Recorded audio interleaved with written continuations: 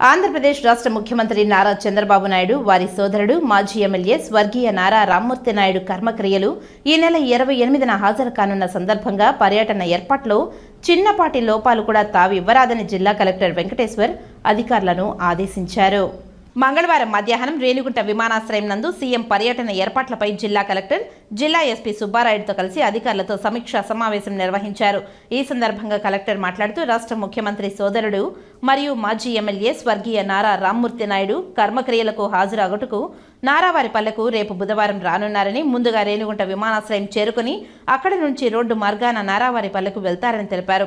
వైద్య ఆరోగ్య శాఖ వారు స్పెషలిస్టులు, డాక్టర్లు ఏర్పాటు, సేఫ్ రూమ్ ఏర్పాటు, అధునాతన life support ambulance, fire safety, నిరంతరాయ విద్యుత్ తదితర ఏర్పాట్లపై విధులు కేటాయించబడిన అధికారులు ఎలాంటి అలసత్వం లేకుండా పకడ్బందీగా నిర్వహించాలని సూచించారు.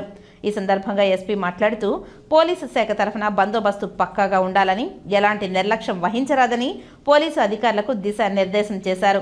సమీక్ష అనంతరం నారావారిపల్లెలో ముఖ్యమంత్రి పర్యటన ప్రాంతాలను చంద్రగిరి ఎమ్మెల్యే పులివర్తి నానితో కలిసి కలెక్టర్, ఎస్పీ పరిశీలించి అధికారులకు పలు సూచనలు చేశారు. ఈ కార్యక్రమంలో అదనపు ఎస్పీలు రవి మనోహరాచారి, శ్రీనివాసులు, ఆర్డీఓలు భానుప్రకాష్ రెడ్డి, రామ్మోహన్, జిల్లా అధికారులు, విమానాశ్రయ అధికారులు తదితరులు పాల్గొన్నారు.